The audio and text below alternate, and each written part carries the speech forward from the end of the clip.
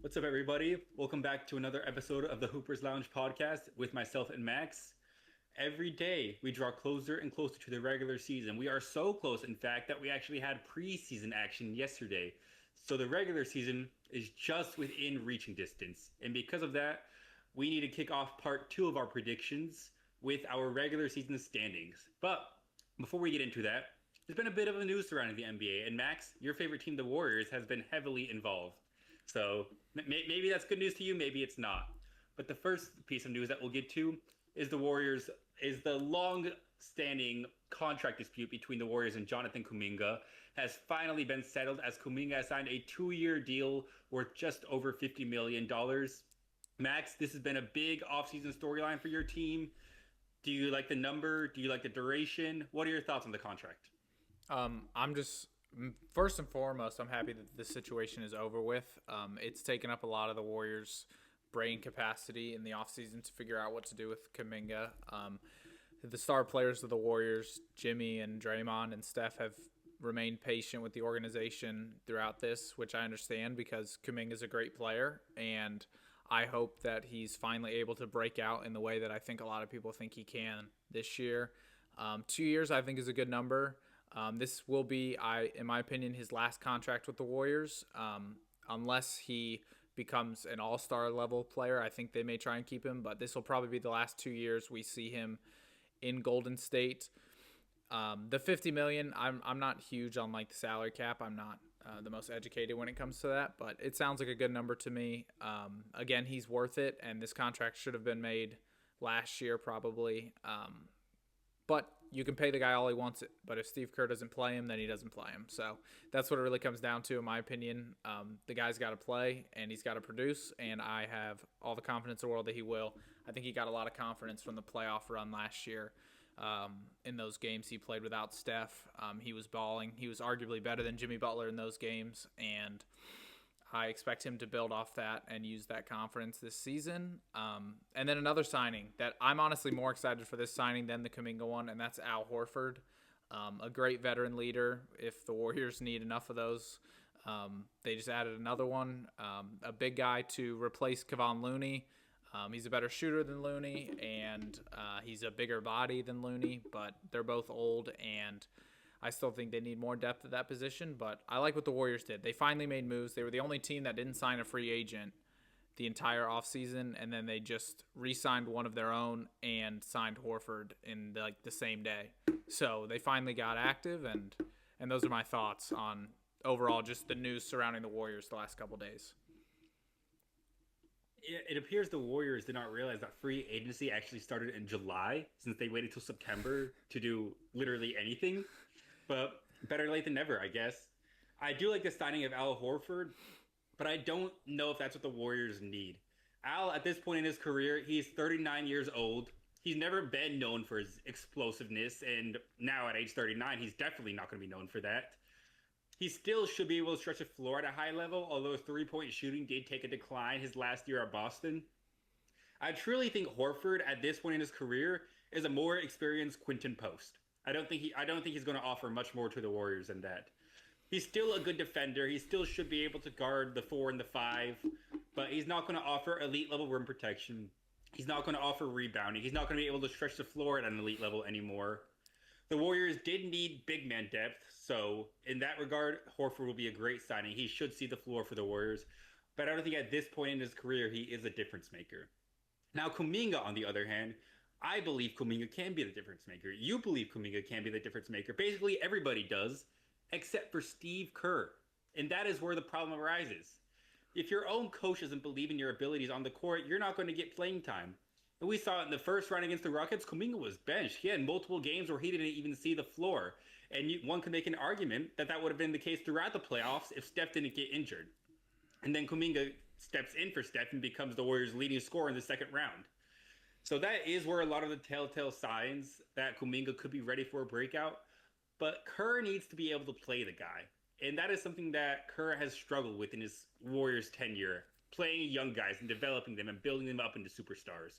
He inherited a roster of superstars. He's done a great job managing that. But can he build up a roster? Can he develop talent? And this is a big year for Kuminga. I think that the number that he signed, 2 years, 52 million, makes the contract very trade friendly.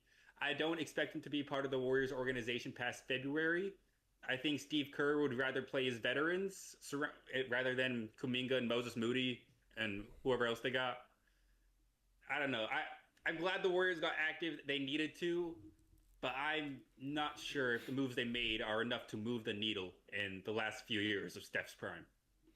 Yeah, I agree. The contract is very trade friendly, like you mentioned, and that's something that I wouldn't put past this Warriors organization. Just butter him up all off season to re-sign him, only to ship him out to like Sacramento mid-season. That would be real cruel of them to do. I think best case scenario though, if I'm just thinking big picture, I think if the Warriors use Kuminga to his true potential and they trust him for 82 games and he stays healthy and produces all that, I think best case scenario, we could be looking at a potential six man of the year candidate in Jonathan Kuminga this year. If all things go well and he's used the correct way in Golden State, I truly believe that's his ceiling this year, is probably a six man of the year candidate. And I'm glad you mentioned Quentin Post as well, because I think while Al Horford on the court may not be that big of an influence to this team, I think off the court he's going to help a lot of our younger players, especially those that play the same position as Al Horford. And I'm glad you mentioned Quentin Post. I expect him to learn a lot from Horford this season, and I think that will help Quentin Post become eventually, like you said, a newer version, a new modern version of Al Horford. So I'm glad you mentioned him as well. We're on the same page there. Completely agree. I don't think Horford's signing was as much geared to be useful on the court as he is off. Like I said, a 39-year-old, he's been in the league for close to 2 decades now. He has that experience and leadership that all contending teams are desiring, and Horford should complement that experienced veteran role perfectly. So if that's what the Warriors were going for, a player to kind of mentor their young centers. They also have Trayce Jackson-Davis, another young center who's not the same archetype as Horford, but still a young big man who Horford can help mentor. I do like that signing if that's how they plan to use Horford. Yeah, agree. And only time will tell. I hope they're not done. Their roster is incomplete right now, in my opinion. And hopefully, if they do trade Kuminga, I hope it's to make a move to try and win this season, because Steph and Jimmy only have so many years left. We'll get on to our last piece of the news before we go into predictions, and that is Kevin Durant stating that he desires to be in Houston for more than a year, which, I'm going to be honest, I don't buy it. Because every single stop that Kevin Durant has been to, he said that he's wanted to be there his whole career. He said it about the Warriors, he said it about the Nets, he said it about the Suns, and now he's saying it about the Rockets. Now, Kevin Durant is older, so there's a very good chance he could play for 2-3 more years and decide to retire. But KD has had a history of leaving teams after a year or two of not competing at the level that he wants to. And if the Rockets were to suffer an early playoff exit this year, it would not surprise me very much to see KD request a trade. I mean, that's just the player that he's shown to be throughout his career. Yeah, I agree. I think in this present day, when he said that he wants to re-sign with Houston, I think he meant it, and I do buy that statement. I think he's happy right now in Houston. He's happy with the culture there and the role that he's going to have this season. But it's dependent on the success they have this season. I completely agree with you. If they are a play-in team and they've got to go on the road to play one of the better teams in the Western Conference in the first round and they get bounced, I think there's a good chance that Kevin Durant, like you said, requests out. But if the Rockets are successful, as many experts think they will be this year, I do think he'll stay in Houston at least one more season. And it's something to keep an eye on throughout the year, is his relationship with not only the coaches and his teammates, but the fan base, if they accept him and they want him back. Because that's also a huge part of sports, is embracing the atmosphere and embracing the fan base that Şengün is already attached to and Amen Thompson's already attached to. Like, how does Kevin Durant fit in? Yeah, it's very interesting. I'm glad he said something, because that may have been looming large throughout the season, though, if his teammates are wondering, like, oh, do we only have this guy for 1 year? So I also think it was a good PR move for Kevin Durant to come out and say, like, hey, as of like this moment in time, I'm planning on coming back. So we don't have to worry about that throughout the season. We could just focus on this season and be as successful as we can. So I think that from that perspective, it was a really good decision from Kevin Durant to come out and say that. but similar to the Warriors moves, only time will tell if he's in a Rockets uniform next year. Yeah, but if he says that and then goes on to leave, wow, he has burned bridges with yet another fan base. I mean, we saw this very similar story with Kyrie playing out in Cleveland. He came out on opening day of the season with a microphone at center court saying that he is in Boston to stay. A year later, he was requesting a trade and shipped out to Brooklyn. So it's not unprecedented to see a superstar act like this and be like, hey, I want to be here long term. And then the season doesn't play out or external factors affect them wanting to stay. And then next thing you know, they're out and they burn bridges with the entire fan base. Kevin Durant is no stranger to burning bridges. I mean, Oklahoma City won a championship, but I still don't think they've fully forgiven him for leaving for the Warriors. So when we're talking about Kevin Durant specifically, this is a player who has done this sort of thing before, and I would not put it past him to burn yet another team and another fan base. Yeah. Could you believe it's almost been a decade since Kevin Durant left Oklahoma City for the Warriors? It's been almost 10 years since that happened. And I think it's a little different than the Kyrie Irving situation in Boston just because he did it in a press conference. And the shelf life of Kevin Durant now is a lot shorter than Kyrie's was all those years ago in Boston. When Kevin Durant says he wants to re-sign with the Rockets, he's not going to sign a 6 or 7 year contract. He'd only re-sign for maybe 1 or 2 more years. So I think this bridge could still be burned, but I think it's a very small and short-term bridge for Kevin Durant. That makes sense. Any other pieces of news around the NBA you want to discuss? Not really. I mean, preseason's back. I haven't really caught up with that much. Again, I don't really know. Like, do starters play in the preseason these days in NBA? I don't really know. They did, but they didn't play. I know Embiid didn't play, and Maxey didn't play more than 25 minutes. It was getting a lot of the young guys, the 10th through 15th men, getting them some minutes on the court. Yeah. So other than that, no, I think that's all that's happened really since our last episode, and we can get into conference standings predictions. So I'm very excited because we kind of got into this last episode, but we didn't fully dive into it. So I'm really excited to hear what you have today. Yeah, we previewed it a little bit. We gave hints as to where we have certain teams who we expect to be good and who we don't expect to be good. But now is when we're going to really show how good and how bad are these teams. Do we expect these teams are going to be? And yeah, it'll be interesting to see what we have in common and more interestingly, what we have different. So I'll let you choose a conference that we can start with. Would you like to start with the weaker or the stronger conference? We'll start with the East because I think it's less exciting. The weaker conference, noted. Yeah, we'll start with the East. Just because I think the East is,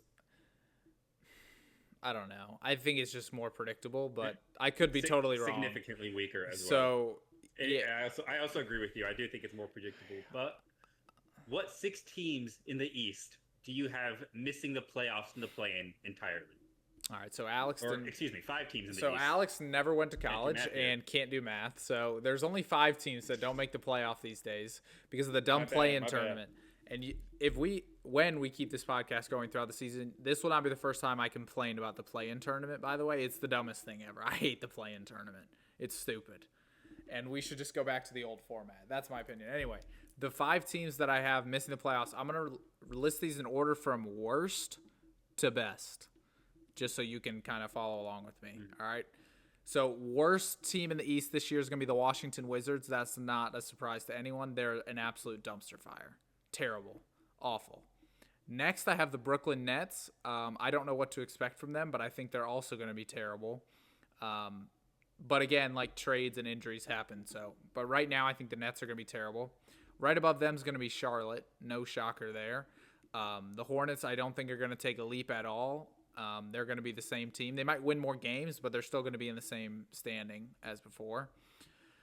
Then we get into 2 teams that I think could make the play-in, but I just didn't have them sneaking in because of the teams that are in the play-in for me, and that's Toronto at 12 and the Bulls at 11. I think they could flip-flop either way. I think those 2 teams are definitely better than the Hornets, Nets, and Wizards, but I don't think they're good enough to make the play-in this year. That's what I've got. Yeah, we have 4 of the 5 teams matching. But I agree with you. I have Wizards at my bottom with Nets right behind them. 2 teams undergoing a full-on youth movement. They have I don't think any core veterans. I don't think you could make a case for any player on the roster to be a pillar in the future.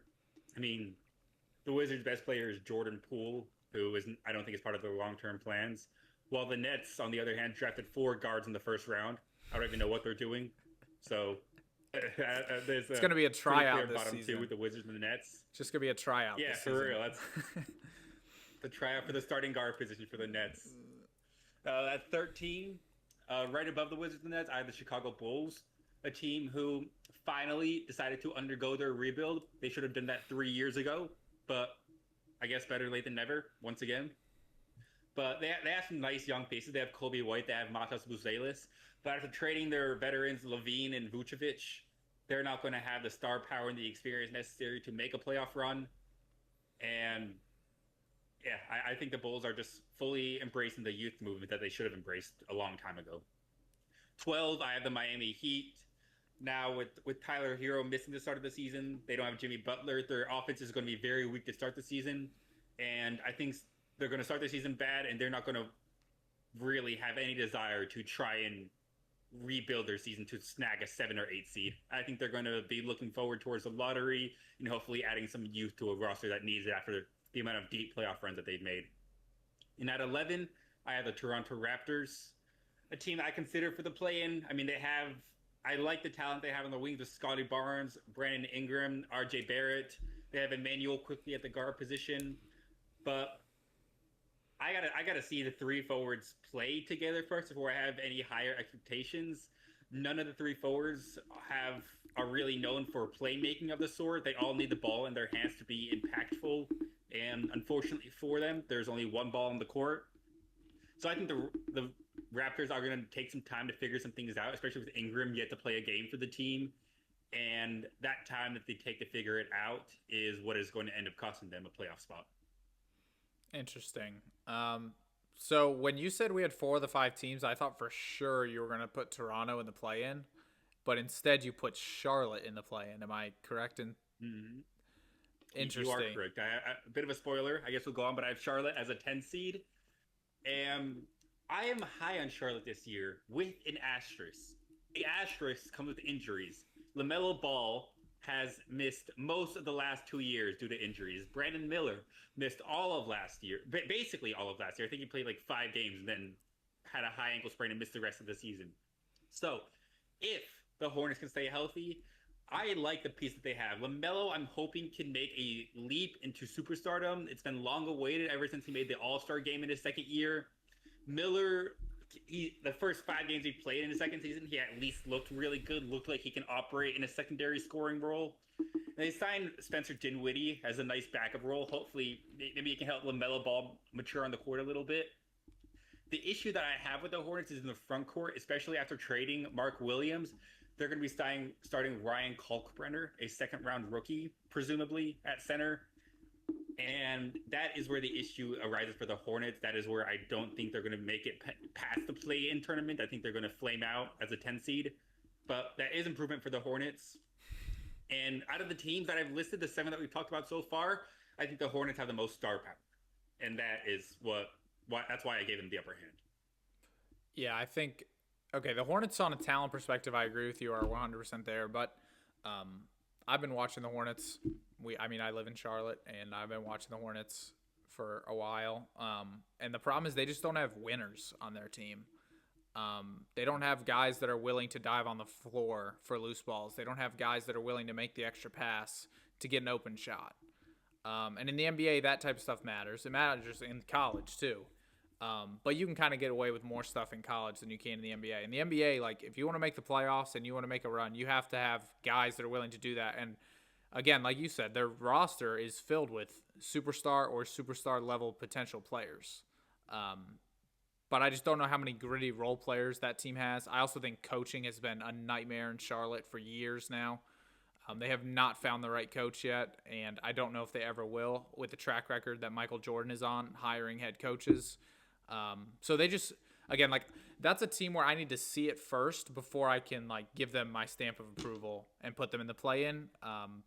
I agree that they're more talented than some of these other teams, no doubt, but they have to win games. They haven't won more than 30 games in, like, forever since they had Kemba Walker, like forever. So, And yeah, yeah, like I need to see it first before I can believe it. the Hornets genuinely one of the worst run franchises in pro sports. It is unbelievable how bad this franchise has been ran since they've been founded.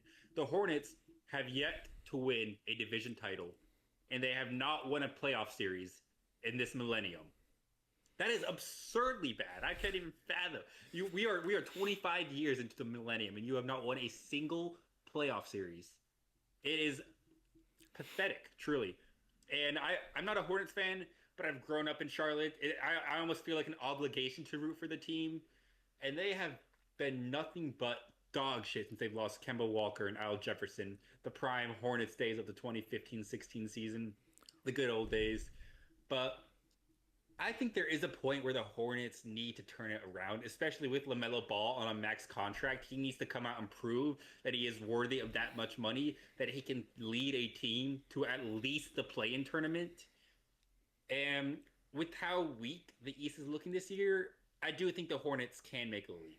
I'm not expecting them to go very far. I'm the 10 seed. I don't think they're even going to win their first play-in game. But any step towards the postseason will be successful for Charlotte. Yeah, I agree. And I'll just transition real quick into my play-in team. So at 10, I have Miami, who you already talked about. And this is the reason I put them ahead of the Bulls and the Raptors and the Hornets is what I just mentioned. They're a well-run organization. I really don't care who is playing basketball for the Miami Heat. They're going to be competitive, and teams that are competitive will find enough ways to win. I think Tyler Hero will be back. I mean, this is not a long-term injury for Tyler Hero. He will come back. He will be good, I think. Miami is a team that I think will be aggressive at the trade deadline. If they have a good start to the year, I think they could try and add pieces, especially a guy we just talked about in Jonathan Kuminga. I would not be surprised if Miami was in the trade talks with him come January. So I like Miami to be a fringe. Again, I have them at 10, so I have them at just making the play-in. Because of the lack of star power they have on this team. But Spoelstra, like, barring catastrophic injuries to their top players, I think Spoelstra will get the best out of his roster. And that, to me, is the 10 seed this year. At 9, I have Indiana. I think the injury to Tyrese Halliburton is going to hurt them a lot. I don't remember what seed they were in the playoffs last year. I think 6. 3, 6. They were the 4 seed. They got 4. They have home field advantage against the Bucks in the first round. Yeah, I was way off, but I do expect them to drop off from the 4 seed, fall into the play-in. I already talked about last episode how I think Andrew Nembhard is going to take the next step, but I think losing Miles Turner is also going to hurt them. So I have Indiana falling to 9, and then the two teams that will fight in the 7-8 game. I have Detroit at 8. I don't know why I had Detroit so low, but I looked at a lot of the teams in the East, and I just think they're going to be better than Detroit, which I'll get to later. But I think Detroit's a really good team, but I don't know if they added enough to improve from last year, while I think a lot of these teams ahead of them improved significantly, which I'll get into in a little bit. And then at 7, my final play-in team, and this is really dependent on health, and that is the 76ers. I think that they're a playoff team on paper, and I'm going to put them right now in the playoffs as my 7 seed, and I think they will probably end up beating Detroit in this hypothetical game, and they would get in, but that's for another episode. So that's what I have rounding out my play-in team: Sixers, Pistons, Pacers, Heat. Pistons is very interesting. Going from making the playoffs to dropping to the play-in game it's an interesting prediction. Well, okay, they were the 6 seed though, so I mean, them falling to the 8 seed is not that of big of a drop. I mean, they barely snuck into the playoffs. But they were the 6 seed with a young roster, right? I expect Cade Cunningham to take yet another leap. He's improved his game every single year of his career. What's to stop him from doing that now? The other teams in the East, which we'll get to later, the other teams in the East are better than Detroit, I think. Which is another terribly run organization, by the way. Another terribly run organization.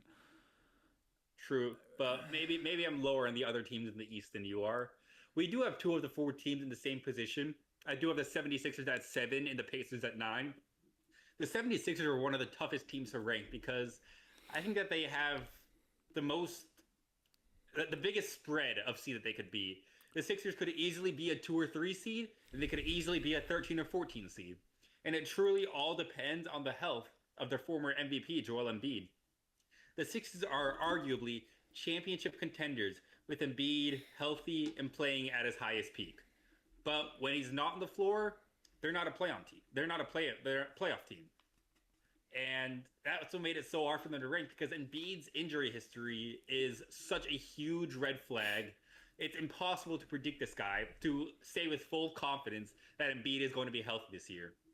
And reasonably, I'm expecting him to play no more than 50 games. And that is why I have the Sixers so low. Even if he's healthy, I do expect him to kind of load manage him just to make sure that his knee doesn't flare up for the playoff run that I expect him to have.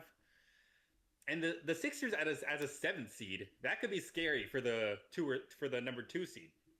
I mean, they have an MVP. That they're going to be a threat to whoever is the number 2 seed. That could be a very scary matchup down the road. Pacers, I mean, you kind of hit the nail on the head. The loss of Halliburton for the season is obviously going to hurt. The loss of Turner, I think, is going to hurt even more. They're going to need Jarace Walker or some other big man on the roster to step up and play that center position. I don't know if they can. And I think the Pacers will end up in the play-in tournament as a 9 seed. We already talked about the 10 seed where we had a difference, and the 8 seed, we also have a difference. I have the Atlanta Hawks in the 8 seed. Yes, they made a lot of improvements this year, signing Kristaps Porzingis, signing Nickeil Alexander-Walker. I like the offseason moves they made. However, I am not confident anymore about Trae Young's ability to lead a team deep into the playoffs. He did it early in his career, yes, but now, at this stage in his career, I think his defensive deficiencies are too much to overcome. He is such a net negative on defense. He is a complete turnstile. Hell, I am convinced that I could score a bucket on Trae Young. He's you can make a case that he is the worst defender in the league, and that is so difficult for the Hawks to build around. And they've tried. They signed one of the best defenders in the league in Dyson Daniels to kind of hopefully counteract that. Okongwu, in theory, should be a good paint protector, but the Hawks on defense have still been, at best, middle of the pack. And Trae Young has not been able to lead an offense that has enough firepower to make up for that middle of the pack defense.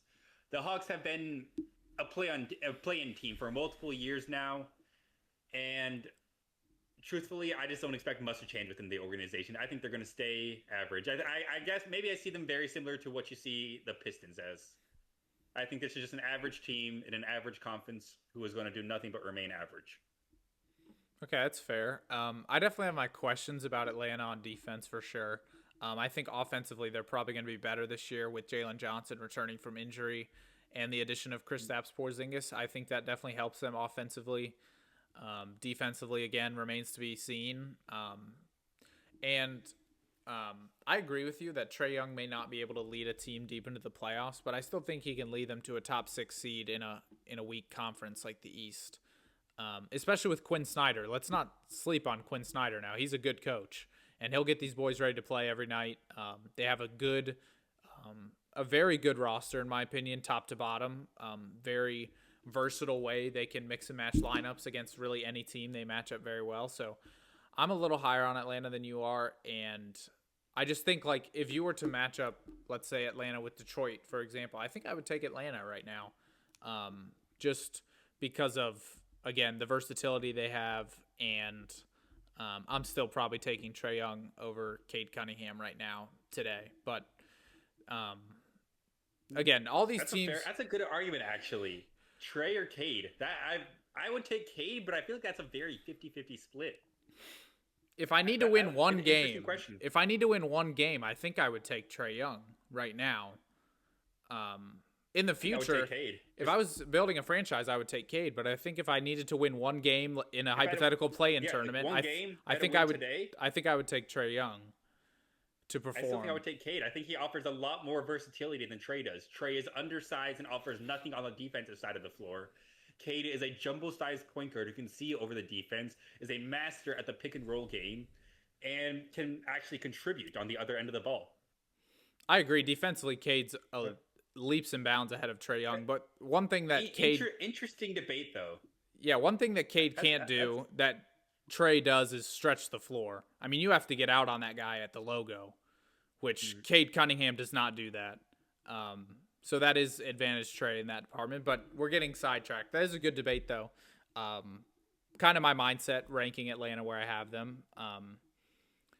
But I think Detroit, all these teams are interchangeable is what I'm trying to say. Like, this was very hard ranking like the middle six of the East because all these teams are like very similar in my opinion. And all it takes is one team to get hot or one team's role players to be playing really good or one team to make a trade at the deadline and then all of a sudden they're a top 4 seed. Like, there's so much that can happen and it was so hard to predict. But I do like what Atlanta did in the offseason. I think they had a really good offseason, and that's why I have them ahead of those other, what is that, nine teams? Yeah, that's fair. Comment down below. Would you take Trae Young or Cade Cunningham? Because I'm actually really interested in what the results would be. And we'll get into our top 6 teams, the playoff teams who are avoiding the tournament and getting an automatic bid. Max, let's hear your top 6. All right, so at number 6, I have Milwaukee, who I expect to be good, not great this year. But with a guy like Giannis, you're avoiding the play-in. Let's be real. Giannis and Miles Turner are going to be one of the best defensive duos in the league this year. I think that they will struggle to score at times with Giannis off the court this year. However, I think they'll be able to avoid the play-in with enough, like, just Herculean efforts out of Giannis. So I have them at 6. The aforementioned Hawks at 5. I don't have them having home court advantage in the playoffs. I have them just outside as a 5 seed. As we've already talked about, they have a lot of questions on defense. Can Trae Young, take the next step? Since his elite Eastern Conference Finals run a few years ago, he hasn't taken a next step. And is this the best version of Trae Young that we'll see? We don't know. So I have them at 5. Now for my top 4. This was really interesting. This was really hard, I think, too, in the East, was picking which team I want at number 1, because I think there's a clear-cut top 2 teams in the East right now. So at 4, I have the Celtics, who I am very high on this year. I think the injury to Tatum is obviously catastrophic, and I think that ruins their championship aspirations. However, in terms of the regular season and their success throughout the regular season, I think they'll be just fine. They're a well-coached team with a well-run organization with plenty of good players that are going to relish the opportunity of playing, more minutes, more shots, all that stuff. So I have them at 4, and I have them sneaking into home court advantage in the first round. At 3, I have Orlando, and this one really hurt because if you guys were watching one of our first NBA episodes, I kind of shit on Orlando for like 10 minutes about how I didn't believe in the big 3. And yet now I have them as the 3rd seed in the East. And that, I think, is a testament to how bad the Eastern Conference is compared to the West. This big 3 should work. I don't think it will, but they believe it too. So I'm going to believe it for now. It's, again, one of those things where on paper it should work. And I'm excited to watch it unfold. I expect Paolo to take the next step. He's going to be very good this year. Desmond Bane, much-needed shooter for them. And Orlando, to me, is what you said about Philadelphia, how they have just such a wide range of possibilities this year. I don't see a world where they miss the play-in tournament, but if Orlando was the 9 or 10 seed, I would not be surprised. And again, I have them 3rd. I'm predicting them to finish 3rd. But if the big 3 doesn't work and they're 500 fighting for the 9th seed, that would not surprise me.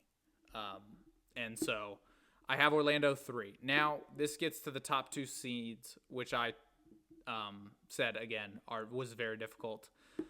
I'm going to go with the Cavs at 2 and the Knicks at 1 for the sure purpose that I think it's very hard to be back-to-back 1 seeds.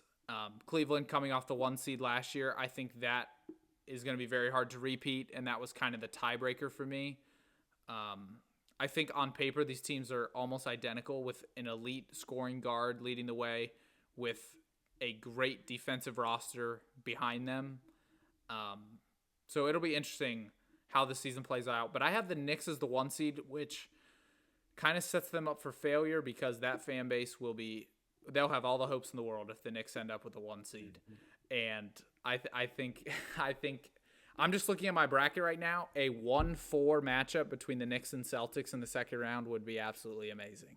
And that's what I'm rooting for.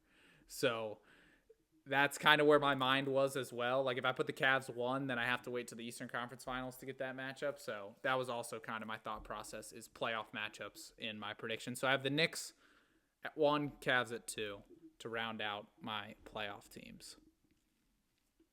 Yeah, that's fair. We have actually pretty similar rankings, even in terms of where we seeded the team is very similar.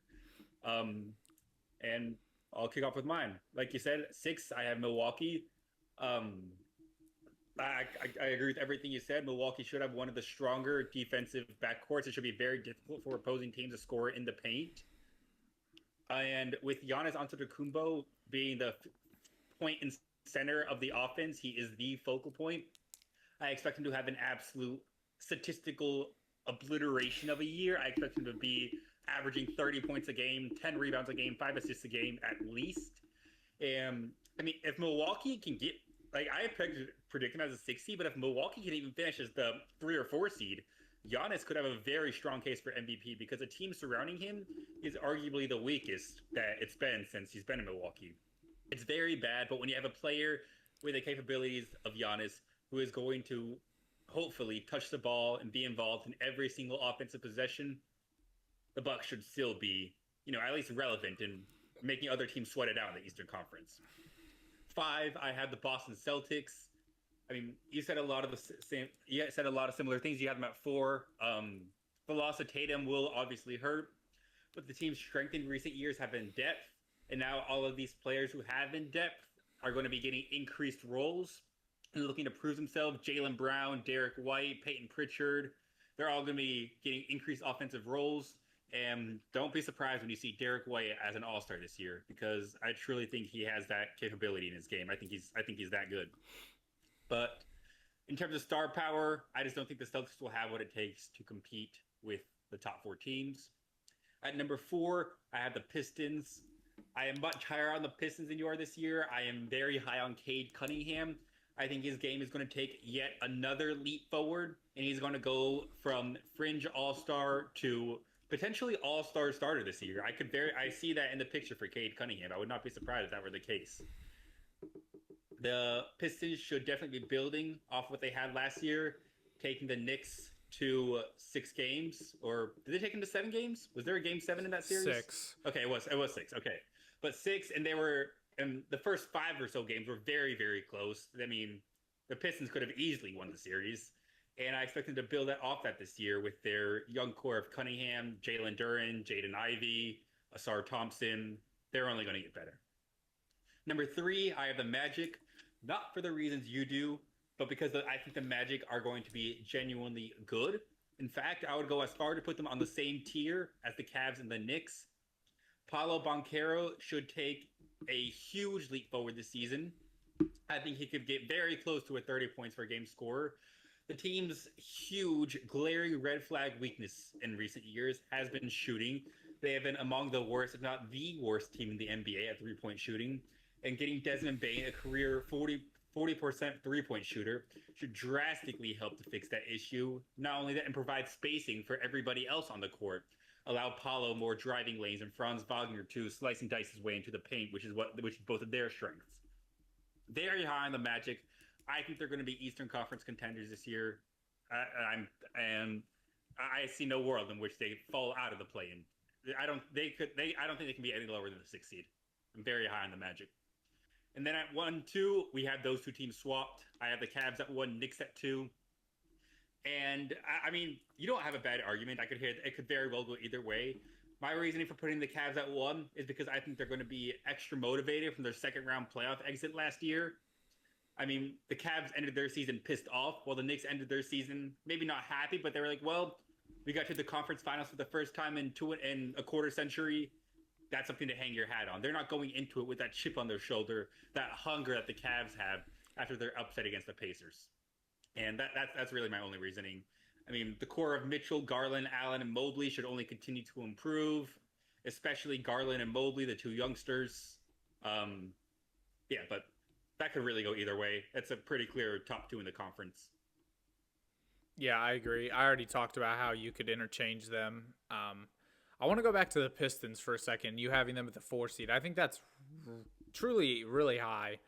What about the Pistons roster thinks they can get to a top 4 seed other than Cade Cunningham? Because obviously, I mean, we're both high on Cade, but what else about the Pistons excites you and thinks that they can get home court advantage in the first round?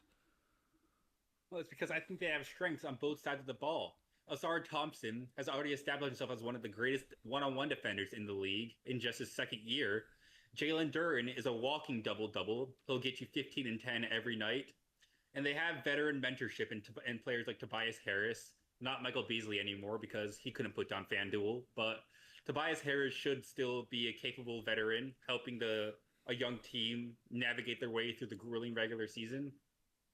But I can't talk about how I expect the Pistons to be good without talking about Cade, because Cunningham has improved his game every single year of his career. It is astounding to see the player he was in year one to the player he is now, because every single facet of his game has gotten better. And I only expect that to continue to improve as he enters his, fifth, sixth year in the NBA? Yeah. He's still a couple of years below his athletic prime. So there's no reason to expect him to regress anytime soon. Yeah, I understand that. My logic at putting them at 8 before we move on off the Pistons is that I look at the 7 teams I have written down, and they all, in my opinion, have a player better than Cade Cunningham. And I don't know if you agree with that, but you would take Jaylen Brown over Cade Cunningham? Finals MVP Jaylen Brown? Jaylen Brown's way better defense than Cade Cunningham. Way better. Better defense, yeah. And he's just running an offense, being the number one option on an offense, facilitating to your teammates. Well, Jaylen Brown doesn't play point guard. He doesn't have to facilitate, but I think he's the better player than Cade Cunningham. He's going to have to be the primary offensive option this year for the Cavs without Tatum.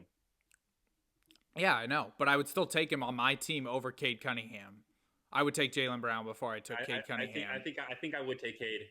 Right now, today, I think I would take Cade. That's correct. All right, so the Knicks, I would take Brunson. The Cavs, I would take Mitch. Yeah. I would take Mitchell. Mm-hmm. The Magic, I would take Paolo. Magic, I would take Banchero. The Celtics, I would take Jaylen Brown.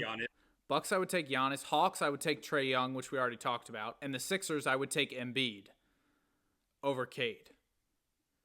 Yeah, I would take Embiid too. But so I wouldn't take. For me, Cade is not good enough to elevate everyone else below him when he doesn't have somebody else to help. And that's kind of my argument is Malik Beasley was great last year. I don't expect him to shoot at the same numbers he did again. Tobias Harris was really good last year towards the end of the season. I don't expect him to be that good this year. And I think they will struggle to compete with the Hawks and the Magic, who got better in the offseason. That's kind of where my mind is going. Okay, but the Pistons achieved what they did last year without Jaden Ivey, who missed pretty much all of last year because of injury, and is now going to be re-entering the rotation as a starting shooting guard. That's a big addition for the Pistons. So yes, the Magic and the Hawks may have made additions, but the Pistons are going to improve just based on health. And I mean, they have young play. They have Asar Thompson, Jalen Duren. They should only continue to progress and improve. I mean, Duren's already a walking double-double who gets close to 2 blocks a game. That's pretty much your ideal starting center. He plays his role to perfection. Asar Thompson, I mean, I don't think he's as talented offensively as his twin brother Amin, but defensively, he is an absolute menace. And if he can get any semblance of a 3-point shot, the Pistons will have one of the better catch and 3-and-D players in the league with Asar Thompson. So I expect these young players to continue improving their games, while the Celtics, I don't think, has as much of that internal talent. Yes, they're going to have growth because players are going to step up in roles, but are they going to be able to expand their skill sets? I don't see it. I think Mazzulla will be able to unlock the best out of his players this year. And again, on Detroit, it just sounds like to me you're banking on a lot of people to improve. And there comes a point where not everyone takes a next step. You're banking on Cade and Asar and Duren to all take next steps. And while they all have the potential to do that, my money would be on one of the three of them taking a logical next step. I don't know which one that would be, but the fact if all three of them take a leap in the same season, I mean that is truly remarkable, and that doesn't happen for every team. And I think it's hard to predict a team to be that good when you're banking on so many unknowns heading into the season. Well, yeah, but that's why you build up that young core so that you can have multiple players take that jump and you can make that big of an increase in the same season. I mean, you look at the Oklahoma City Thunder with their young core. They went from missing the playoff to a play-in team to the 1 seed just in 3 years. And they didn't sign any superstar free agent. They just relied on internal development and growth from their players. And within 3 years of missing the playoffs, they won an NBA championship. Mm-hmm. Now, am I saying the Pistons are going to win a championship? I'm not saying all that. But there is a proven track record of these young teams having multiple players to make the leap. And if there is a team that is going to do that this year, I think it is going to be the Pistons. Yeah, I hear you there, but the Thunder are a significantly better run organization than Detroit. And I think that had a lot to do with the internal development of their roster. I think I'll give you that one, but Bickerstaff is a great coach. He is a great coach. He's what the Pistons need. But internal development goes a lot more than just the head coach. I mean, that goes into roster construction, that goes into free agent signings, that goes into strength and conditioning. There's a lot more than the head coach that goes into internal development, and I think the Thunder have proven to be the best in the league at that, and it's hard to copycat that. That's all I'm going to say on the Pistons. I have them making the play-in. I think they're going to be good. I like Cade. But yeah, I mean, who knows? Maybe they'll be the worst team in the East this year. Maybe Washington will be better than the Pistons this year. Maybe Washington will be the 1 seed. Yeah, maybe. I don't know. Like screw internal development. Here comes Jordan Poole for MVP. Watch, trust. Hey, just put Vanney in the courtside stands, and that could very well be a possibility. Amen. All right, I think that's a beautiful time to transition over to the Western Conference now, as we hit the East. Pretty much to death there. So, Alex, I'll let you start. What 5 teams do you have missing the playoffs this year out West? Okay, I'll do like you did and start from bottom to top. Start from my worst team to, I guess, I don't want to say the best team because they're the 11th seed, but my highest non-playoff team is what we'll say. So my worst of the worst, I have the Utah Jazz. I mean, I don't think there's really any surprises there. They were the worst team according to their record last year, and they managed to slide all the way down to the 5th draft spot. Very unlucky result this offseason for the Jazz. They were really hoping to win the flag sweepstakes. They were tanking all of last year. They traded or waived a lot of veteran players, including John Collins and Jordan Clarkson. And now, I mean, they're relying on Isaiah Collier, Kyle Filipowski, rookie Ace Bailey. They really do not have a single player on their roster that is a definitive part of their future. So, the only part that they seem to have for the future is Will Hardy, who, despite getting the 15 seed every single year, is now extended until 2031. Why is that the case? Who knows? But Will Hardy, secure job, getting a fat paycheck, should be running the worst organization in the league. Number 14, and this might be a hot take, but I have the Phoenix Suns. I am not high at all on Phoenix this year. Now, Devin Booker, he's a superstar, and he will continue to play at a superstar level. But Phoenix this year is relying on Jalen Green and Devin Booker to carry the offensive load, essentially. 2 players who need the ball in their hands to score. They're both primary scorers. Booker showed that he could play other roles in the Olympics, but the Suns need him to be in a scoring role this year because Jalen Green is not going to be able to handle that all season. I do not see any front court depth at all for the Suns. I think their best center is it Bol at this point? I don't even know. But the Suns, after trading away Kevin Durant, after buying out Bradley Beal, are looking to a multiple year-long rebuild. And I think that'll begin this season. Number 13, I have the Sacramento Kings, who I don't know what the Kings are doing. It seems like the Kings are trying to run back what the Chicago Bulls have been the last few years. a completely average team who might sneak into the play-in. But I don't know why you want to be that, because being stuck in the mediocrity is the worst place to be in the NBA. You're not in the playoffs, and you're not bad enough to have a chance at the high-end talent in the draft. And the Kings this year, they went out and traded for not only DeMar DeRozan, but Zach LaVine as well. And not only Zach LaVine, but Nikola Vucevic. They literally have the Bulls' big three. So expecting them to do any better than what the Bulls were the last couple of years, I cannot see that at all. I don't think the Kings are going to be that good. Number 12, I have the Pelicans. And I have bought into the Zion Williamson hype before. I remember the last time we've done predictions for this channel, I had the Pelicans as the 2 seed because I bought into the Zion Williamson hype. That is not happening this year. I'm going to need to see it to believe it, because Zion has not been able to stay healthy or skinny for his entire career. And by the end of October, he could be 300 pounds again, and who would really be surprised? I mean, Zion Williamson getting skinny and Ben Simmons shooting threes are the core pillars of every offseason. And this year, I will not fall for that bait. The Pelicans will not be a playoff team. And the last team I missed in the playoffs are the Memphis Grizzlies. And it kind of hurt to have them. Like, I don't like it very much either. But the West, I feel like it's just so vaunted. Is so loaded that I think the Grizzlies are just going to be the odd team out. I mean, there's not much justification. I mean, they have Ja, who he's regressed since his superstar leap, but he still should be an all-star. Jaren Jackson Jr. is a great two-way player. But losing Desmond Bane, I think, is going to hurt more than people expect. They're losing a really key shooter on their team, and Ja Morant is, I mean, no elite shooter by himself. And the Grizzlies are a good team. If they were in the Eastern Conference, which as a team from Tennessee, I think they should be, besides the point, if they were in the Eastern Conference, they would be a playoff team. Hell, I think I would have them as a top 6 seed. But in the vaunted Western Conference, they're just the odd team out, unfortunately, for the Grizzlies. All right, so I wasn't laughing because you had Memphis out. I'm laughing because one of the teams that you have in, I have dead last at 15th. Where the hell do you have the Portland Trailblazers at 15? Where the hell do you have the Trail? Who's going to score for that team this year? I have them at 10. Who's going to score for them? Okay. It's not because scoring. This might be a hot take. I think the Blazers will have the best defense in the league this year.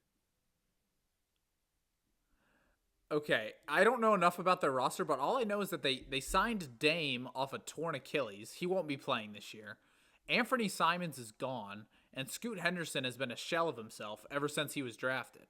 So who the hell is going to score for Portland? Like, what is who's going to score? You know who after the All-Star break averaged 27 points a game on a near nightly triple-double for Portland? No, that's why I'm asking. Avdia. Yeah, no. Deni 15th. Avdia. I'm sorry. 15th. 15th. Okay. Lottery. Okay. Lottery. First of all, Avdia is a potential most improved player candidate. I mean, the leap he took last year in post here we All-Star go break, in the leaps I think again. he sustained. Oh my God. Okay. Not everyone can take a leap. Okay, this isn't a theoretical leap. This is the player we saw play at this level for at least a quarter of the season. I mean, the last quarter of the season, post All-Star break, Portland not only had a winning record, but Deni Avdia was playing at an all-star caliber level. Toumani Camara established himself as one of the best 3-and-D players in just his second year as a Portland Trail Blazer. DeAndre Ayton, I mean, actually, he's not on the Blazers. Yeah, okay, scratch so Deni Avdia is their best player, is what you're telling me, heading into the season. Okay, the Blazers last year, post All-Star break, finished with a winning record. Does that not mean anything to you? Well, at the end of the season, I mean, they're playing teams that are either A, resting their starters for the playoffs, or B, playing teams that are tanking.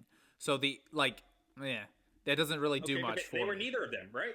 They weren't tanking, and they weren't resting their starters for the playoffs. But they were being competitive. Good for them. I think they're going to be the worst team in the West. I think they're going to be the worst team in the West, and I think there's one team that could take that from them, and I have the Jazz at 14.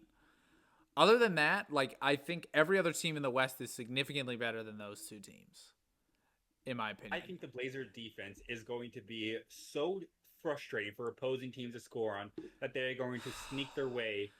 They're just going to beat up on the worst teams that don't have the offensive capabilities that the top teams have. Okay, the NBA right now, every team has offensive capabilities. Let's be honest. Yeah, absolutely. Yeah, like, absolutely. The NBA is fast paced. It is more possessions, more shots. It is more offense driven. I think it is harder for a team with a defensive mindset to succeed in this era of basketball. And I think Portland will find that out because while Portland's defense may be better than other teams, Portland's offense against these other teams like average to above average defenses is going to look awful. The shot quality that Portland is going to get this year is going to be terrible, like god awful, unless they're running some insane plays. But then you need the players to knock down the open shots. So again, I think Portland and Utah, you could argue 1-2. I think those are clearly the two worst teams in the West to me. And having the Grizzlies below Portland is laughable. Laughable. Yeah. But we'll get to them later because the Grizzlies, you know how disappointed the Grizzlies have been ever since they had that number 2 seed? It has been constant off the court issues, constant disappointment on the court issues. They had fired their coach in the middle of last season because right before their playoff run because all they did was disappoint. The Grizzlies are very similar to the Pelicans in that there is hype surrounding them every year. Every year it's like, okay, they're going to make the leap this year. They're going to make that leap into a higher tier in the Western Conference, we'll say, and they never, ever do. Ja has only regressed since he took that leap in his second year. He has looked like a shell of that player ever since, and I cannot see him regaining that level until he does. Okay, well, last year Ja was suspended and then hurt, so I don't really hold that against him. The off the court stuff is the off the court stuff, but Memphis's team is solely driven by Ja Morant. Very similar to how Russell Westbrook ran the Thunder, Ja Morant runs the Grizzlies. When he's on the court, they are so much better than when he's off the court. And Ja Morant, again, would beat Portland by himself. Like, that's how good Ja Morant is. Like, he would beat, yes, if Ja Morant on the Grizzlies literally would beat Portland by himself. Ja has been a shell of the player. That is not true. By himself. He has regressed. Year 2 Ja. He has regressed. I'll give you that, but he's not a shell of himself. Stop that. A shell of himself is Ben Simmons. Ben Simmons is a shell of himself. He can't do anything. Danny Avdija had a better year. Objectively, no bias. Danny Avdija had a better year last year than Ja Morant. Great. Would you take him on your team over Ja? No, you would not. No, you would not. Because I still think Ja is a sire done. Conversation done. I'm not comparing a former All-Star to Denny Avdija. I'm not doing it. Why are we not? Why are we not comparing that? Denny Avdija last year because they're not in the same league. They're not in the same league. Did not play like an All-Star because he didn't play. Because he didn't play. He didn't play like an All-Star the year before either. He had one bad year. All-Star game in his appearance. He's been in the NBA. Ja Morant is going into year 7. He has one All-Star game. Good for him. And that's one bad year. That's 6 fucking bad years. That's 6 All-Stars years also. Where Ja Morant has played below expectations. Here's another thing that you'll learn about me. The All-Star voting is bullshit because it's all fan votes. It's bullshit. Like, it is terrible. Okay, we can talk about All-NBA then. It's terrible. All-NBA Ja Morant has had since his second year? 0. The same amount as Denny Avdija. Okay, so now we're comparing them. They're not the same tier of player. It's not. They literally are. You are comparing them. They are both all-star-less players. They are both players who will not make an all-star game this year, but will be the number 1 focal point on their team. I think the Trailblazers will have a much better defense than the Grizzlies, and that is why they will end up being the better team this year. Okay. I have the Pelicans at 13. I'm also not buying into the Zion hype. Next team I have at 12, the Kings. They are the Chicago Bulls 2.0, and they will stink this year.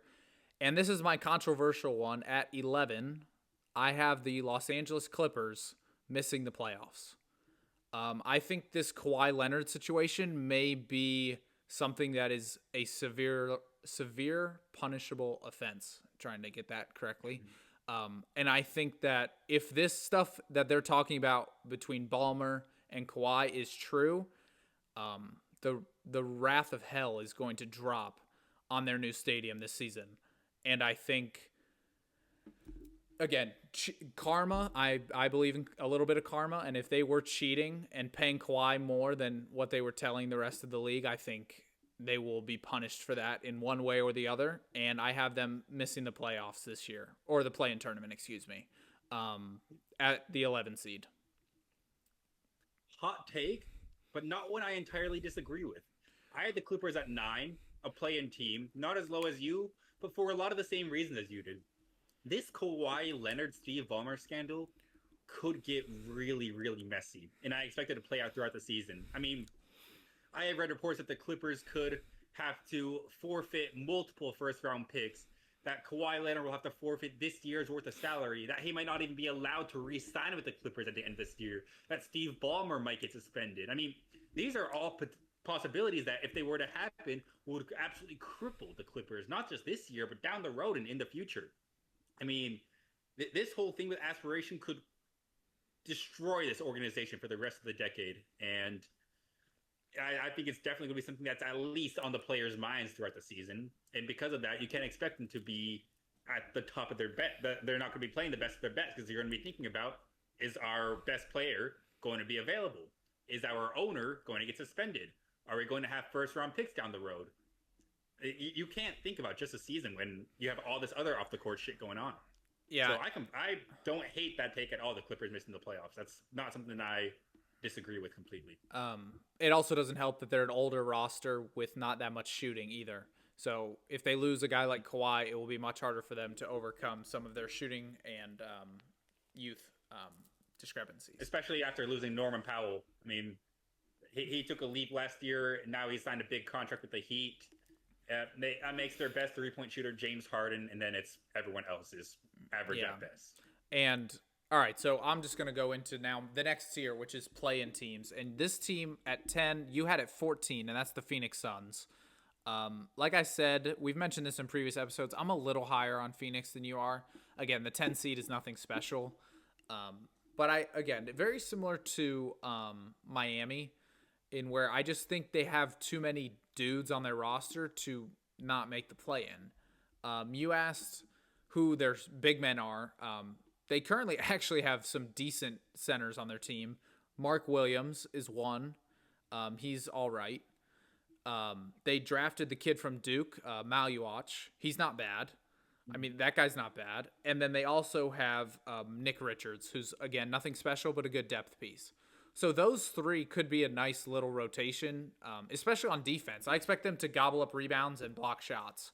Offensively, there might not be nothing special, but defensively, I think they can hold down the fort. Dylan Brooks, Jalen Green proved that they can help contribute to a successful team in the Western Conference last year, regardless of what you think about, either one of them. And Devin Booker is a dude that was a best player on a Western Conference championship team with Phoenix. Now, that version of Phoenix is significantly better than this version. I'm not trying to compare that, but Devin Booker has been there and done that, and I expect them to make the play-in tournament this year at the 10 seed. 9, I have your boys in San Antonio making the play-in tournament for the first time this year. Wow. At 9, it's very similar to, let me think, the Pacers. They don't have good enough guard play for me right now. De'Aaron Fox, there was a report earlier that he's going to miss the start of the season. That's an absolute terrible blow for them. Very similar, I think, to the Tyler Hero injury, if I was reading that correctly, in terms of timeline and length. And so that's going to hurt them. Dylan Harper, again, great prospect. I haven't seen him play. So I can't put him over guards like Ja Morant, over Anthony Edwards, over Steph Curry. I can't put the Spurs in that echelon right now. Wembanyama is going to be great, and this is going to be a step up for them because I don't believe they've made the play-in tournament since drafting Wembanyama in the last 2 years. So I do expect them to get the 9 seed. I expect them to beat Phoenix in the play-in game and have a chance to get the 8 seed, which would be awesome. And Wembanyama in the playoffs would be very fun to watch. I just think the roster around him right now is play-in level. That's all I'm going to say on that. At 8, I have the aforementioned Grizzlies, which we just got into a heated debate about. John Morant is good enough to get this team into the play-in. And let's not sleep on Jaren Jackson Jr. either. A DPOY candidate almost every year now for the rest of his career, who's really been able to stretch the floor. Zach Edey's a problem. I'm sorry, but Zach Edey's a problem. That guy is a matchup nightmare for people. And the Grizzlies, losing Desmond Bane hurts. Firing their head coach last season was definitely weird. But this team on the court is still better than the teams I have missing the playoffs. And I believe in John Morant to be good enough to get the 8 seed in the Western Conference. And then 7, my final play-in team is my wild card of all wild cards, and that's the Dallas Mavericks. I think injuries will derail them from being a top 4 seed this year, but I think by the time the playoff starts, they may be a top 4 team in the West based on how they're playing. The seed and the record might not, show that because of what they're going to have to deal with the first half of the season. But Kyrie, Cooper Flag, and Anthony Davis, come on. That big 3 is legit. And I know I just talked about Dylan Harper. I haven't seen him play, but Cooper Flag is, again, a different beast. And I expect him to dominate day one. So that rounds out my 4 teams in the play-in: Dallas, Memphis, San Antonio, and Phoenix. All right, we have one of the teams in common. The other 3 are different. We already talked about my 10-seed Trailblazers. I don't think I need to go into depth anymore on them. We already talked about my 9-seed Clippers. Again, don't need to go into any more depth. 8, I have the Mavericks for a lot of the similar reasons that you do. Much like the 76ers, this could be a very volatile team in terms of their seeding, ceiling, and floor. The Mavericks at least should be one of the more exciting teams to watch this year. Watching Anthony Davis, Cooper Flag, and then Kyrie Irving whenever he returns from injury. That is, like you said, legit big 3, and it should be fun to watch the 3 of them go to work. But I haven't seen the 2 play. We didn't even see Kyrie and AD play together, aside from one half a game before AD got hurt. So we haven't seen them 2 play on the court together. We haven't seen Cooper Flag play on an NBA court with NBA level talent all around him. I don't expect him to be out of his head, but it might take a couple games to get adjusted to the speed.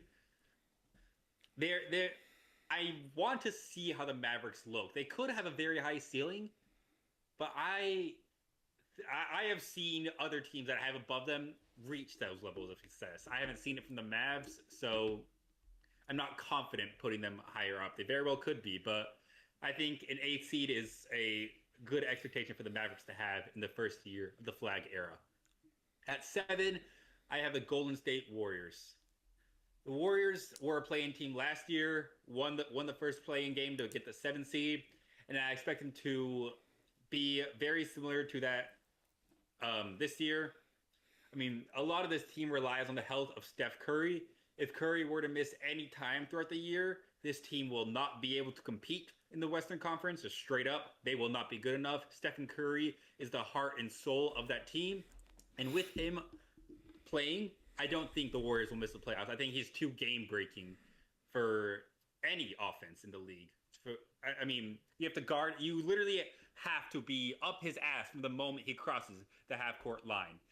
Providing that kind of spacing for the rest of your teammates is only going to make your offense that much better.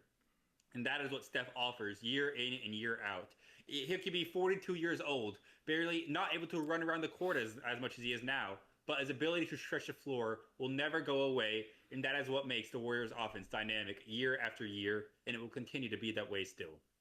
I do not think the Warriors have as high of a ceiling as the other teams in the Western Conference. I think Jimmy Butler is unfortunately on the decline.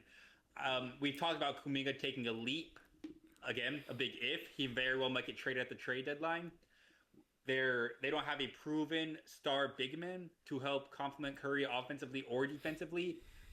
I just still think, like you said earlier, the Warriors roster feels incomplete. And I completely agree with that. There are still a lot of holes on the roster outside from Curry that they need to fix in order to raise their ceiling. And I think their ceiling right now is a play-in team in a difficult first-round matchup for the number 2 seed. Interesting. I agree that the Warriors don't have the highest ceiling in the West, but they have a higher floor than a lot of these other teams that we've mentioned. Um, and also, let's not forget the Warriors were like 22-8 in the regular season before Jimmy Butler got hurt, um, or before Steph got hurt. I can't remember. But when those two played together in the regular season, they were damn near unbeatable. And I think another year, a full offseason of them practicing together, I do really think that that duo, just strictly as a duo, will be better than they were last year. Okay, question. You are comparing the Warriors record All-Star break and saying the Warriors improved after All-Star break. They should get better after a full offseason together. Why does that not apply for the Trailblazers? Great question. It's a really good question.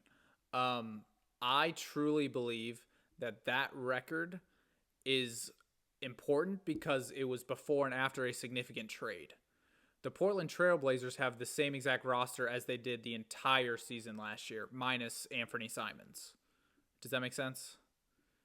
So like the Warriors pre Jimmy Butler were a different team than the Warriors pre Jimmy Butler, but the Blazers pre All-Star team were not necessarily a different team post All-Star team.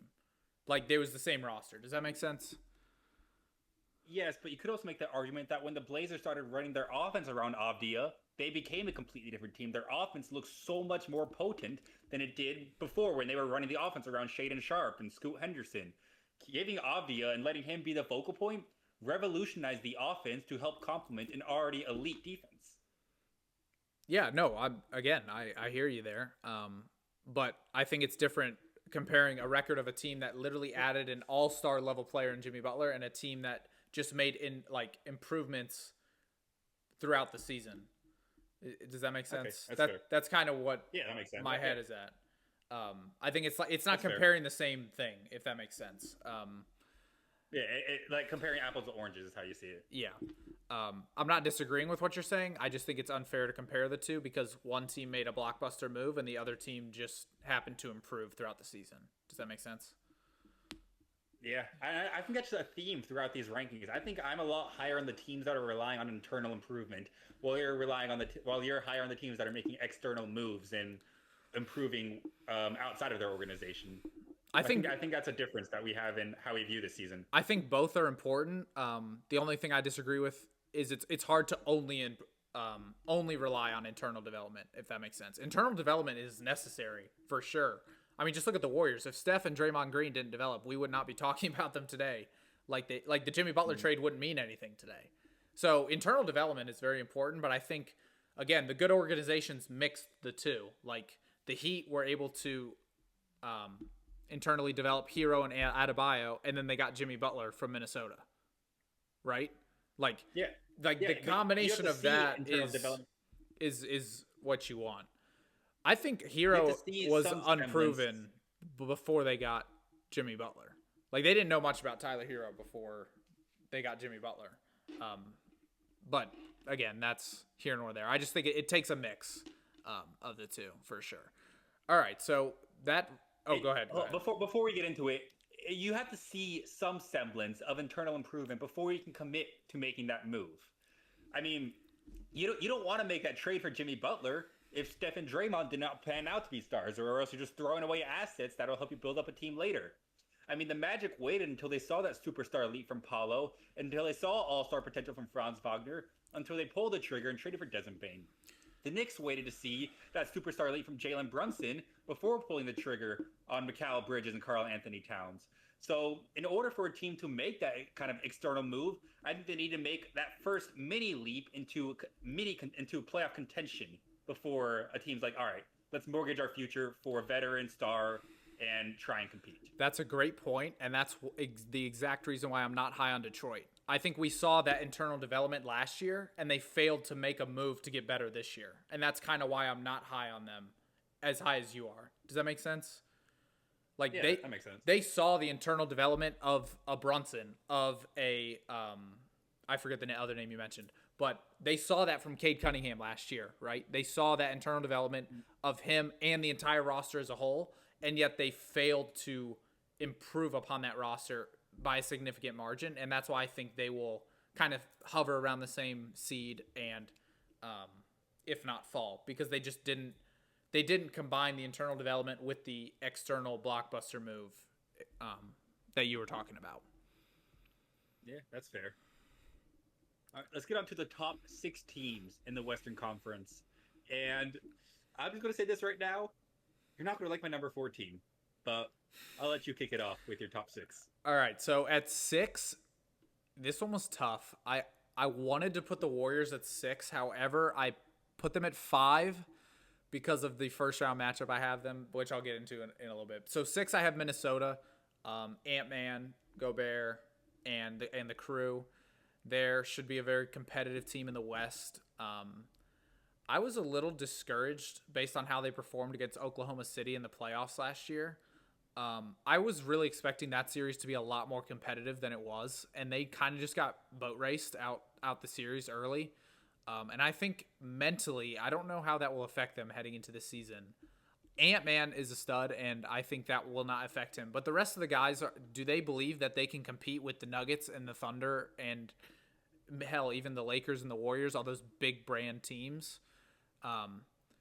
Because, again, like, let's not forget, if Steph Curry never got hurt against the Timberwolves, who knows how that series even goes, right? Because the Warriors win game 1 with Steph in that series. So, again, Minnesota won the series, great for them. But then they proceeded to lay a stinker against the Thunder. So, like, that's 2 series in a row where you've got question marks surrounding your organization. I don't know how that's going to affect them heading into the season, so I have them at 6.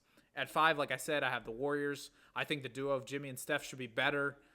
From a performance perspective this year, I feel better about putting them at 5 now that they have Kuminga and Horford, because before that, I mean, their roster was not terrible, but just, again, incomplete is a word we've been using all day, and I think that matches the Warriors perfectly. The reason I have them 5 and not 6 is because I want them to face the Lakers in the first round.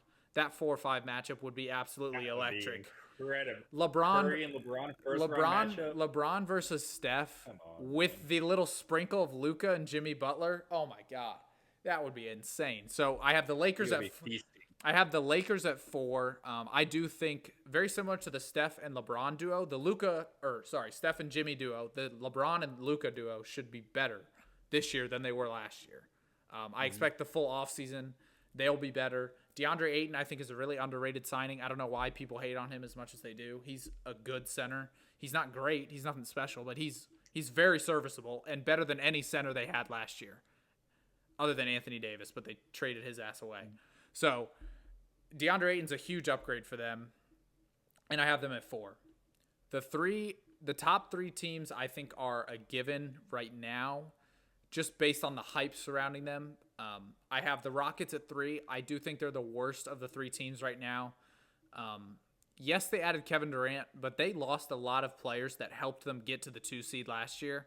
And I think it's going to take some time for them to build chemistry with Kevin Durant, which is why they will finish as a 3 seed as opposed to a top 2 seed.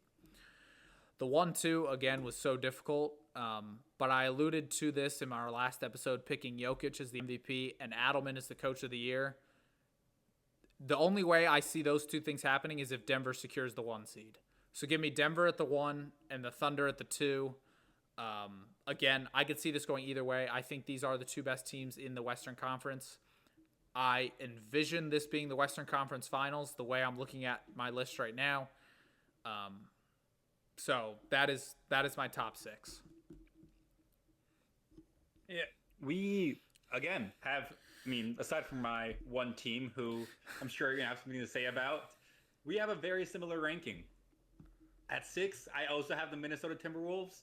You would think after back-to-back Western Conference finalists, they would be among the upper echelon of West teams. However, like you said, they got boat raced and did not look like an elite team against the Oklahoma City Thunder. And the Timberwolves have actually made both of these Western Conferences as the 6th seed.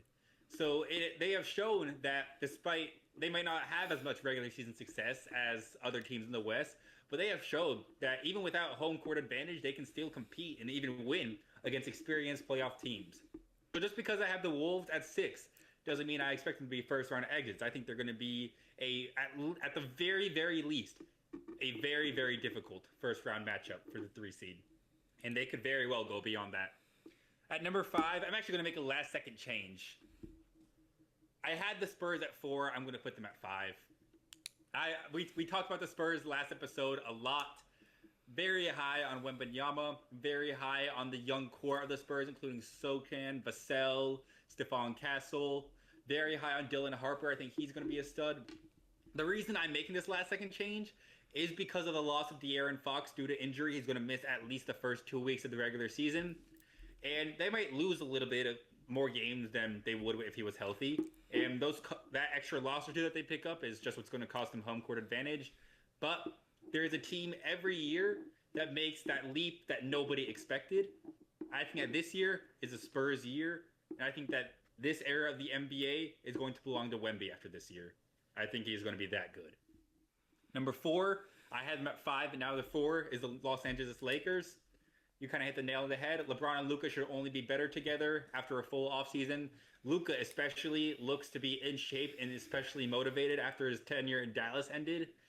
So, and DeAndre Ayton, I mean, the Lakers' weakness last year in the playoffs was the lack of a big man.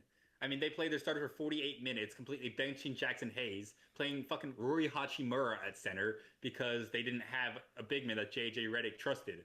Ayton should be able to step into that role and be that serviceable big man. And not only that, Luka Doncic made players like Daniel Gafford and Derek Lively look like all-star caliber big men with his ability to facilitate the pick and roll. So I am uber excited to see what he does with Ayton, who was actually the number 1 overall pick in Luka's draft class. Very excited to see how those two are able to grow throughout the year. And agree with you, I think the top 3 teams are kind of set in stone. I have the Rockets at 3. I think they are the worst of the 3, much like you said. And we have the top 2 teams switched. I have the Nuggets at 1, Denver at 2. But I very well could see the Nuggets taking the 1 seed, especially if the Thunder, coming fresh off a championship, kind of coast their way through the regular season. I mean, we saw the Warriors with KD do that, kind of coast through the regular season, not take it as seriously. You know, this was a team that was capable of winning 70 games that would only win like 50 or so, but then win like 16-1 in the playoffs, right? I think the Thunder could do something similar where they're not taking the regular season as seriously. They got their individual award. Shea has his MVP. They're coming off a championship and looking to repeat. So it might be more difficult for them to stay focused for all 82 games. But I think that is the only way that the Nuggets could possibly take the 1 seed from the Thunder. I think if we're looking at talent, Denver has the best player in Jokic, but Thunder had the best 2 through 6 players, 2 through 7 players, 2 through 8 players. You can make an argument that far down. The depth of the Thunder is truly just unbelievable. It's what makes a team special and generationally good. And if they decide to, take the regular season seriously, I don't think there's a team in the West that can compete. Yeah, I agree with you. The Thunder have nothing left to prove to the league this season, and so it's all about, staying healthy and just improving throughout the season. That way they're playing their best basketball come playoff time. And I think if the Thunder are a top 2 seed in the West, they'll be very satisfied with that heading into the playoffs. One quick question for you that I had when you were talking about the Lakers, and this just was kind of a personal thought. I want to see if you agree. Do you think JJ Redick is the biggest weakness for the Lakers this year? Because I didn't really like him last year as a head coach. And I think that could be the one thing holding them back this year. Okay, Redick, I don't think he's going to win a Coach of the Year award anytime soon. But I don't think in his first year as a head coach, I don't think he was that bad, honestly. Yes, his rotation could have used some work. He has some strange ones at times, especially in the playoffs. But when you have players with the star draw of LeBron James and Luka Doncic, you need a coach that can manage egos. And JJ Redick, as a former player, knows how to manage those egos. The Lakers in a lot of years, when you think about the Lakers in recent years, you think about a lot of off-the-court drama. And at least with Redick as a coach, there wasn't any of that last year. A lot of when we talked about the Lakers, we talked about on-the-court stuff, which is a huge change from the Lakers of previous eras. Redick should, he's no top 10 coach, but I'm not going to say he's the biggest weakness for the Lakers. I still think the weakness for the Lakers is big men, or at the very least, big man depth. Hopefully, Ayton can help that weakness for the Lakers. But besides Aiton, who else do you have? I mean, Jackson Hayes, he didn't even get playoff time last year in a team that didn't have a center, right? So I don't think JJ Redick trusts him very much. I think the Lakers' biggest weakness is still big men. I think Redick is, at the very least, a serviceable coach. Yeah, because when you were talking about the Lakers, I was thinking to myself, like, I should have they could finish ahead of the Rockets, I think. Like, I actually think they could. They have the like talent. the Lakers could, but then I thought to myself, well, JJ Redick is nowhere near the coach that Ime Udoka is, in my opinion. I agree with you there. And so that was kind of where that thought just stirred in my head is like, I actually, now that you talk about LeBron and Luka, like that I'm hearing someone else talk about them, why the hell do I not have them over the Rockets? Oh, that's right. And then JJ Redick popped in my head. Well, no. JJ Redick versus Ime Udoka. That's kind of where my mind went. Because I think Kevin Durant and LeBron kind of cancel out. And Luka is, I think, way better than Şengün. So that was just kind of like my thought process, but I was just curious to see what your thoughts were on JJ Redick after 1 year. If we're looking at star power, I do think we give it to the Lakers. I mean, Luka very well could be an MVP candidate this year if he gets anywhere close to his form that he had in Dallas. I mean, LeBron, he's fucking LeBron James. Do I need to say anymore? In star power, I think you do give the Lakers a hand. But in terms of coaching, in terms of depth, in terms of chemistry, I think those are all three subjects that you give to the Rockets. I think the chemistry, because I mean, I don't know how they're going to be with Kevin Durant. They haven't played together. At least I've seen LeBron and Luka play together. I don't know how that chemistry is going to look. I would also argue that the Lakers have.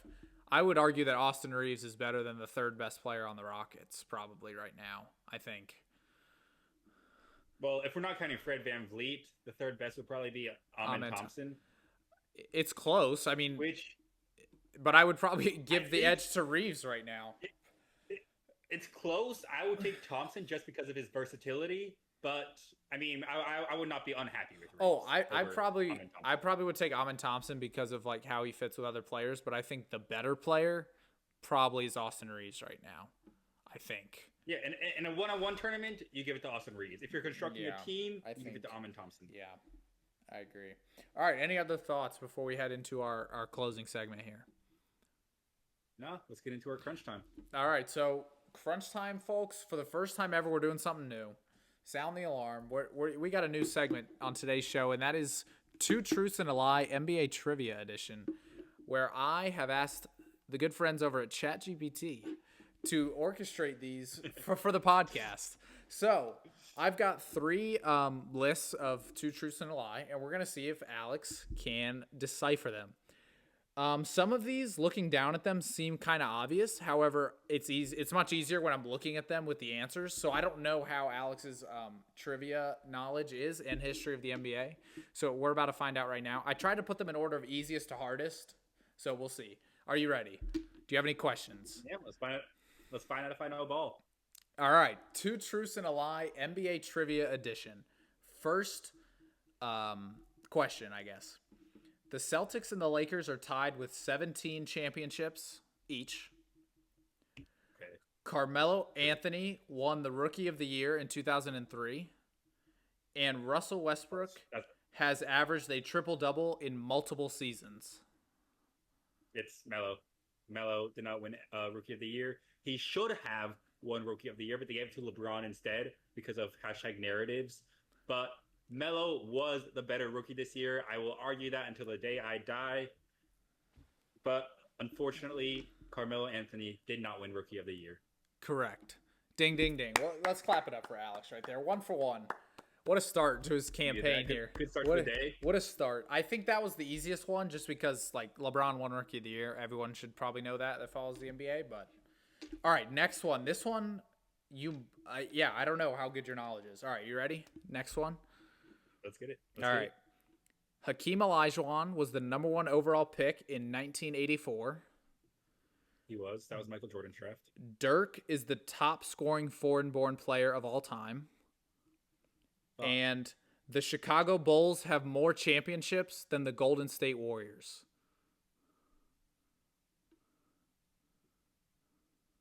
Damn. I know the first one is true. I forgot what it was, but I know it was true. Dirk is the highest of all time international scorer. I feel like that one's true. I can't think of an international born player that would have scored more than Dirk. I mean, Dirk came into the NBA in an era where there wasn't as much international talent as there is now. So a player would have had to play for as long, it felt longer than Dirk, previous to Dirk. And I don't think there was much international talent in the league at the time. So I'm going to say that one's also true, which means the lie is the Bulls have not won more championships than the Warriors. Correct. Do you know how many championships the Bulls and Warriors have won each? Bulls have 6. Warriors have more than 6. 7. So good job.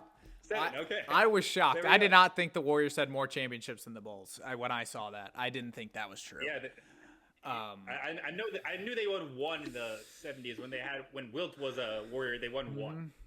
And they just won I didn't know 4 they won in any the more. last decade. Yeah, exactly. I know they just won 4, which makes it 5, and there was 2 more elsewhere. Yeah, I thought we were sitting at 5, maybe 6. It was a tie, but no. All right, good job. All right, and then we have one more for you here. The final 2 truths and a lie for Alex to go perfect. No pressure. First one up. Dennis Rodman led the league in rebounds for 7 straight seasons. Tracy McGrady and Vince Carter are real-life cousins. And the NBA three-point line was introduced in 1980. That was true. I know that. Okay, I know Larry Bird played a part of his career without the three-point line, so it being introduced in 1980 sounds about right for the time period. The other 2, this is a fucking crapshoot.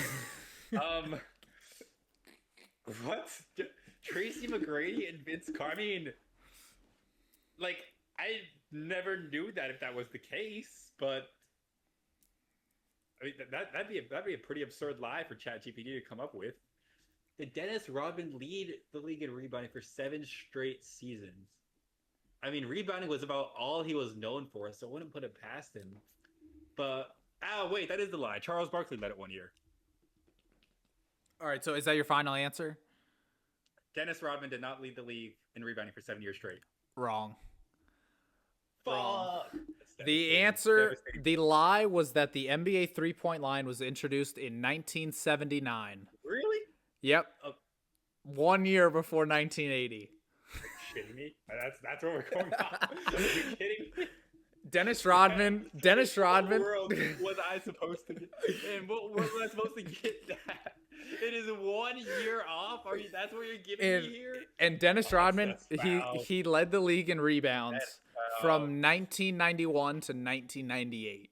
That is absurd. I thought Charles Barkley. That is absurd. I thought for sure Charles Barkley would have been in there somewhere. And then, I guess not. Fun fact of the day: Tracy McGrady and Vince Carter are real life cousins. So, fun fact That of is the a day. fun fact. I did not know that. Yeah, I didn't know that either. Tracy McGrady, biggest what if in NBA history. Probably. He should have been an all-time great. I All love right, Tracy. yeah. I have his jersey. All right, so that wraps up Interesting. 2 truths and a lie. Let us know what you thought of that segment. I'm sure we'll bring it back at some point. I'll probably give it a go. But Alex, your trivia knowledge was actually very good. I was proud of you. You did pretty good there. Thank you. But I want to let you know, you are in for a time. Oh, the I next didn't- time we do truth and a I lie, didn't come up because with we are them. going I didn't come up with 1979 them. instead of 1980. Oh, It's- you are in for chat, an absolute that was- time. That was Trust Chat me, GPT. you are- That was Chat GPT. Okay, and watch what my ChatGPT will give to you. It'll be a fun time. You'll just he'll just be sitting there refreshing the page until he gets one that's like extremely difficult. until I see Rick Barry led the league in free throw shooting in 1967. The granny style one. 0.7%. The granny style one. 0.7%. Exactly. Is that true or false? I guess you'll never know. Yeah, we will never Maybe know. made it up off the top of my head. But we will catch you guys next time where we will be discussing our playoff bracket predictions, including our finals predictions, which, I mean, anything can happen. I mean, San Antonio's going to win the finals MVP, Victor Wembanyama. Cade Cunningham's going to lose in the finals to Victor Wembanyama, and it's over. Hey, that's it. I That's think what's Adam happening. Silver would be very upset with the Pistons Spurs finals. Oh, I think he'll be the ready to cancel the viewership league. would be awful. I mean, just terrible. It would not be good. We need. I mean, I think the best case scenario for the NBA this year is probably Knicks Lakers, maybe. Yeah, probably. That- I mean, Knicks Lakers. I was gonna say Celtics Lakers, but Tatum's hurt, so I'll give that nod to the Knicks. I mean, a Knicks Lakers finals would have been the biggest finals of basically any period. I mean, those are arguably the two biggest markets in the NBA. Yeah, I would argue Boston, but yeah, so, tomato. We will catch you guys next time. Peace out. Peace.